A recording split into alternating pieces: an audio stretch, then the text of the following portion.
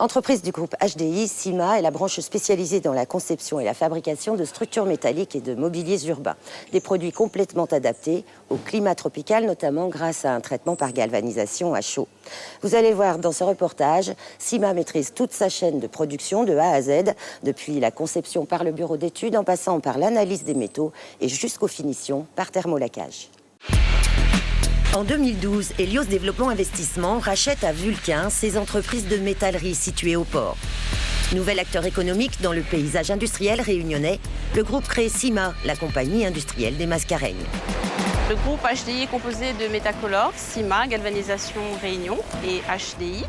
On est un groupe qui fabrique des aciers sur Cima, qui fait la galvanisation à chaud sur Galvanisation Réunion et qui thermolaque sur Métacolor. Et HDI s'occupe de tout ce qui est analyse des métaux et contrôle. Galvanisation Réunion existe depuis plus de 20 ans. Métacolor et Cima sont des entreprises un peu plus récentes. Voilà. Cima fait du mobilier urbain, de la métallerie, de la serrurerie, de la charpente. Labellisé Nous l'a fait en 2016, Cima revendique une production 100% locale. Seuls les aciers sont fabriqués à l'extérieur. Qu'ils viennent de métropole ou d'ailleurs en Europe, ils sont analysés sur place avant stockage, depuis l'acquisition il y a 2 ans de ce spectromètre, un outil qui permet de contrôler la composition des aciers. Il nous donne instantanément le taux de carbone et de magnésium pour qu'on puisse définir la nuance de l'acier. Il permet aussi de nous donner la classe de cet acier par rapport à la qualité de la galva. C'est-à-dire que si c'est des aciers qui sont chargés en silicium et en phosphore, on aura un rendu esthétique moindre en sortie de galva. Il nous permet aussi de faire le contrôle qualité des nuances d'inox, c'est-à-dire on peut savoir instantanément si c'est du 316L ou du 304, et aussi pour analyser les aluminiums, que ce soit marine ou standard. Avant, pour avoir le résultat de cette nuance d'acier, on était obligé d'envoyer une éprouvette en métropole et attendre 3 semaines pour avoir le résultat. Actuellement, c'est instantané, c'est-à-dire qu'on peut accompagner nos clients lorsqu'ils vont acheter de l'acier pour analyser la qualité de leur acier.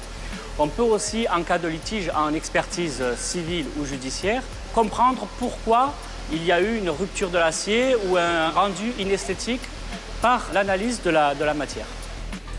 Au bureau d'études, Philippe Miel est en charge de concevoir le mobilier urbain et toutes les structures métalliques produites par Cima.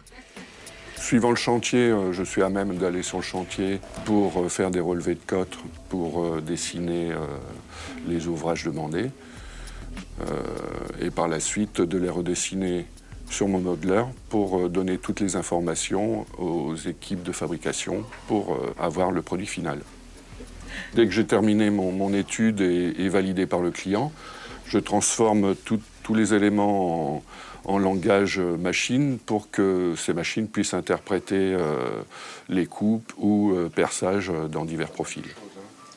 Toutes les pièces sont repérées soit par le banc de plasma et également sur notre ligne de perçage.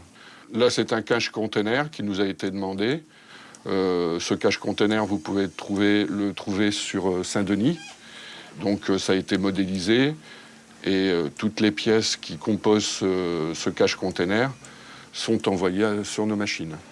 Une fois les plans conçus par le bureau d'études, Dimitri Gravier, le chef d'atelier, entre en scène. C'est lui qui va programmer la découpe des pièces. C'est des brise-soleil que je vais fabriquer dans un instant. Et il y aura du pliage aussi. Et là, après, par rapport à la machine, j'indique l'entrée et la sortie pour faire les découpes. Quand j'ai fini pour mettre tout sur la tôle, je valide. Et après, je l'envoie par voie numérique direct sur la machine. Et là, elle est opérationnelle sur la machine. Là, après, il faut que je parte pour programmer la machine, placer la tôle et tout. Étape suivante, les structures sont envoyées au perçage numérique. Une cellule laser rouge détecte la pièce à usiner sur le tapis. Le robot se positionne ensuite pour démarrer le programme de perçage. On a investi dans une nouvelle machine, par exemple le robot de perçage numérique. Ça nous permet de gagner du temps au niveau de la fabrication et donc d'optimiser au niveau du délai pour notre client. L'entreprise s'adresse aux particuliers, mais sa clientèle est essentiellement composée d'entreprises du BTP et de collectivités. Ce jour-là, l'atelier lance la fabrication de potelets pour une commune.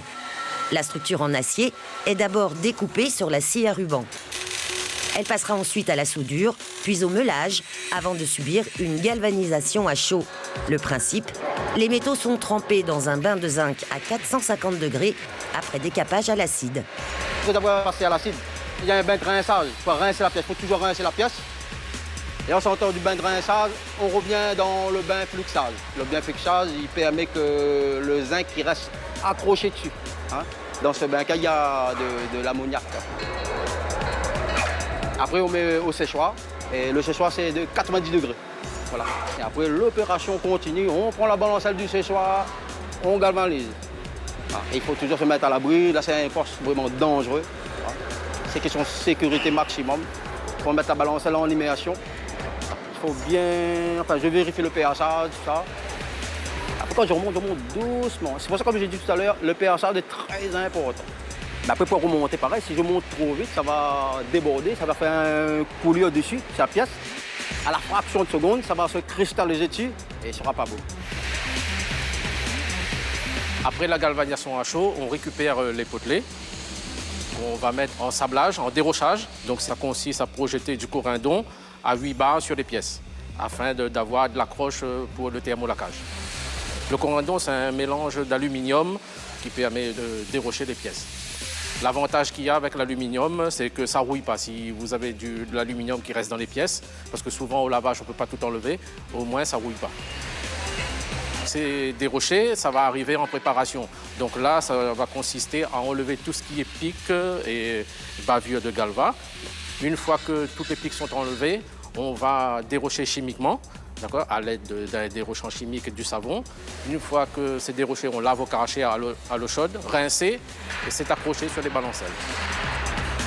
Une fois que c'est accroché, on le met au four pour le dégazage, donc ce qui consiste à réduire le risque de bullage lors de la polymérisation. Voilà, ça reste à peu près un quart d'heure, 20 minutes au four. Une fois que c'est dégazé, séché, on le sort du four, on le met dans la cabine de poudrage. Ça consiste à projeter de la poudre, la couleur désirée par le client.